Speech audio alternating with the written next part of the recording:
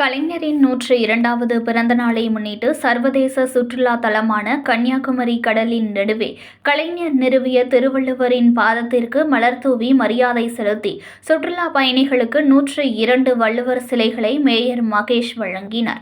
கலைஞரின் 102வது பிறந்த நாள் உலகெங்கும் தமிழர்களால் சிறப்பாக கொண்டாடப்பட்டு வந்தது. கன்னியாகுமரி கிழக்கு மாவட்ட திமுக சார்பில் சர்வதேச சுற்றுலா தலமான கன்னியாகுமரியில் திமுகவினர் திருவள்ளுவர் சிலைக்கு மலர்தூவி மரியாதை செலுத்தினர்.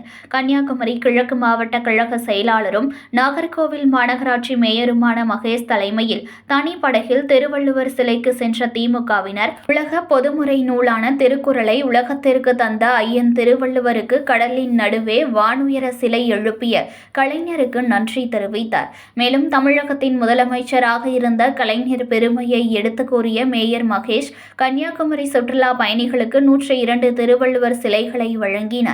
மேலும் சுற்றுலா பயணிகளுக்கு இனிப்பு வழங்கிய மாநகராட்சி மேயர் மகேஷ் திருவள்ளுவர் சிலை மற்றும் விவேகானந்தர் நினைவு மண்டபத்தை இணைக்கும் வகையில் தமிழ்நாடு முதலமைச்சர் மு.க.ஸ்டாலின் அவர்கள் கண்ணாடி கூண்டு பாலம் திறந்த பின் கன்னியாகுமரிக்கு வரும் சுற்றுலா பயணிகளின் எண்ணிக்கையை அதிகரித்துள்ளதாக தெரிவித்தார். நிகழ்ச்சியில் மாவட்ட அவைத்தலைவர் ராஜரத்தினம், நகர செயலாளர் குமரி ஸ்டீபன், நாகர்கோவில் மாநகராட்சி துணை மேயர் மேரி பிரின்சிலதா, கிழக்கு மாவட்ட கழக துணை செயலாளர் பூதலிங்கம், நாகர்கோவில் மாநகர செயலாளர் ஆனந்த், இளைஞர் அணி அமைப்பாளர் அகஸ்தீஷன் உள்ளிட்ட பலர் கலந்து கொண்டனர்.